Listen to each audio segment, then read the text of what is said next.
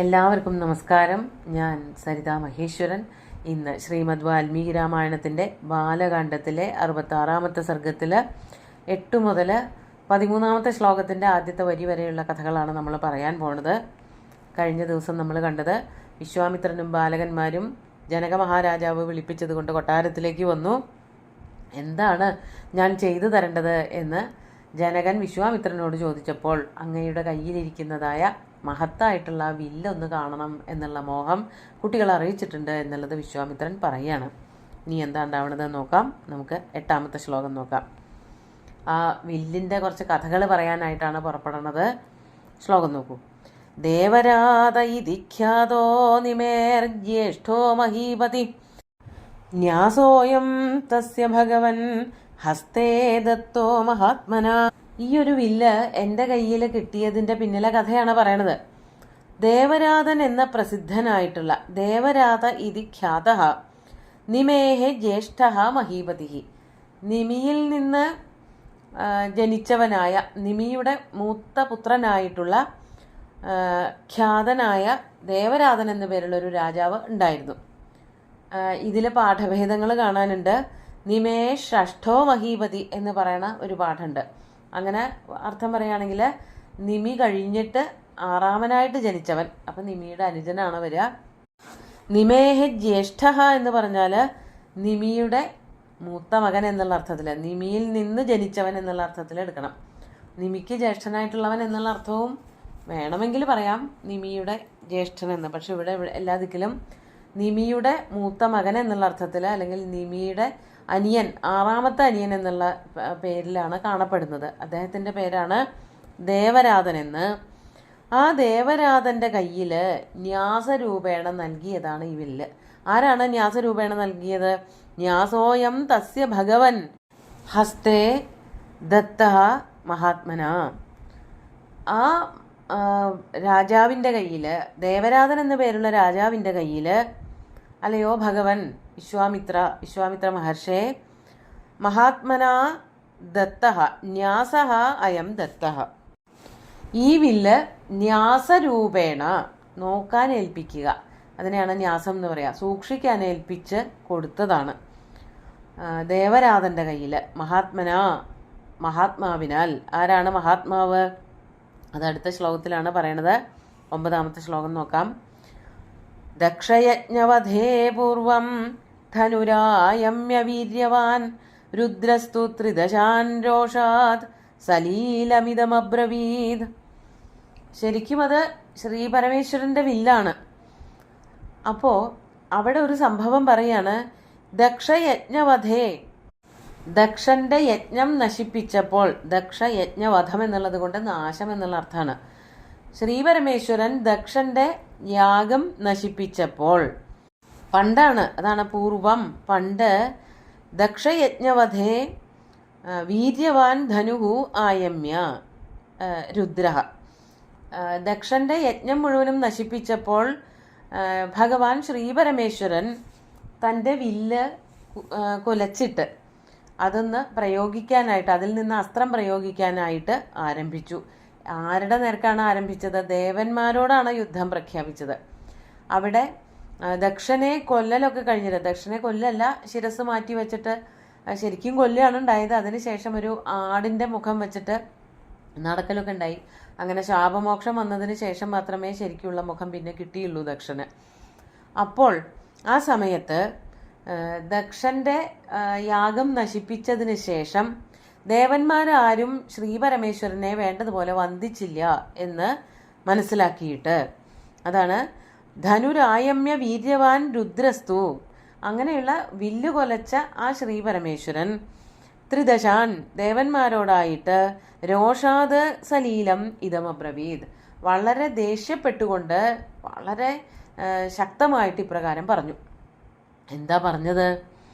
യസ്മാത് ഭാഗാർത്ഥിനോ ഭാഗം നാകൽപ്പയതമേ സുരാഹ വരാംഗാനി മഹാർഹാണി ധനുഷാശാദയാമിവ. എനിക്ക് നിങ്ങളോട് കഠിനമായിട്ടുള്ള വിദ്വേഷമുണ്ട്. അതിന് കാരണം എന്താ? യസ്മാത് ഭാഗാർത്ഥിന മേ ഭാഗം ന അകൽപ്പയത. ഹേ സുരാഹ, അല്ലയോ ദേവന്മാരെ, യജ്ഞത്തിൻ്റെ ഭാഗം അശിക്കാൻ, ഭാഗഭാക്കാകാൻ വേണ്ടി വന്ന എനിക്ക് നിങ്ങൾ അതിൻ്റെ ഭാഗം തന്നില്ല. അതാണ് ഭാഗാർത്ഥിനഹ മേ, ഭാഗമർത്ഥിക്കുന്നവനായിട്ടുള്ള എനിക്ക് ഭാഗം ന അകൽപ്പയത, ദേവന്മാരെ നിങ്ങൾ ഭാഗം എനിക്ക് തന്നില്ല. ശിവനും ദേവന്മാരുടെ കൂട്ടത്തിൽ വരുന്ന ഒരാളാണ്, ഭാഗം കൊടുക്കേണ്ടതാണ് യാഗത്തിൽ. പക്ഷെ അത് ശിവന് ഇവരാരും കൊടുത്തില്ല, ദേവന്മാരാരും കൊടുത്തില്ല. ആ ദേഷ്യത്തിൽ ഞാൻ എന്ത് ചെയ്യാൻ പോവാണ്? വരാംഗാനി മഹാർഹാണി ധനുഷ ശാതയാമി.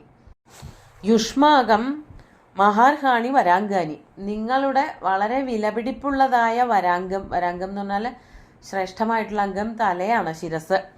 ആ ശിരസ് ഞാൻ എന്ത് ചെയ്യാൻ പോവാണ്? ഇപ്പോൾ അസ്ത്രം പ്രയോഗിച്ചിട്ട് ധനുഷ ശാതയാമി, പൊടിച്ചു കളയാൻ പോവുകയാണ്. എനിക്ക് നിങ്ങളോടുള്ള പരാതി അല്ലെങ്കിൽ ദേഷ്യം എന്താണ്? യാഗസമയത്ത് ഞാൻ അവിടെ വന്നപ്പോൾ എന്നെ വേണ്ടതുപോലെ പരിഗണിച്ചില്ല, എനിക്ക് ഭാഗം തന്നില്ല. അതിൻ്റെ ദേഷ്യം കൊണ്ട് ഞാൻ ഇതാ നിങ്ങളെ ആക്രമിക്കാൻ പോവുകയാണ്.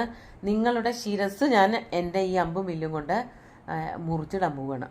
അതാണ് ശ്രീപരമേശ്വരൻ ദേവന്മാരോട് പറഞ്ഞത്. നിങ്ങളുടെ മഹാർഹമായിട്ടുള്ള വളരെ വിലപ്പെട്ടതായ, ഓരോരുത്തർക്കും അവരവരുടെ ശിരസ് വളരെ വിലപ്പെട്ടതാണ്. ആ ശിരസ് ധനുഷ ശാതയാമി, ഈ വില്ല് അസ്ത്രം, ഈ വില്ലിൽ കൂടെ അസ്ത്രം പ്രയോഗിച്ചിട്ട് ഞാൻ പൊടിച്ചു കളയാൻ പോവുകയാണ്. തതോ വിമനസ സർവേ ദേവാ വൈ മുനിപുങ്കവ പ്രസാദയന്ത ദേവേശം തേഷാം പ്രീതോ ഭവദ്ഭവ. തതഃ വിമനസഃ സർവേ ദേവാഹ, അത് കേട്ട് പേടിച്ചരണ്ടവരായിട്ടുള്ള എല്ലാ ദേവന്മാരും, അല്ലയോ മുനിപുങ്കവ വിശ്വാമിത്ര, എല്ലാവരുടെയും കഴുത്തറക്കും ശ്രീപരമേശ്വരൻ തൻ്റെ വില്ലുകൊണ്ട് എന്നുള്ളത് മനസ്സിലാക്കിയിട്ട് പേടിച്ച് വിഹ്വലരായി തീർന്ന ദേവന്മാര് എന്തു ചെയ്തു? പ്രസാദയന്ത ദേവേശം, ആ ദേവനെ, അതായത് ശ്രീപരമേശ്വരനെ പ്രസാദിപ്പിക്കാനായിട്ട് ആരംഭിച്ചു. സ്തുതികളൊക്കെ പാടിയിട്ട് അദ്ദേഹം ചെയ്തതായിട്ടുള്ള വീര്യകൃത്യങ്ങളൊക്കെ ഓർമ്മിപ്പിച്ചുകൊണ്ട് അദ്ദേഹത്തെ പ്രസാദിപ്പിക്കാനായിട്ട് പുറപ്പെട്ടു. അങ്ങനെ കുറേ നേരം കേട്ടപ്പോൾ തേഷാം പ്രീതഃ അഭവത്, ഭവഃ തേഷാം പ്രീതഃ അഭവത്. ആ സമയത്ത് അവരോട് ശ്രീപരമേശ്വരൻ പ്രസാദിക്കുകയും ചെയ്തു.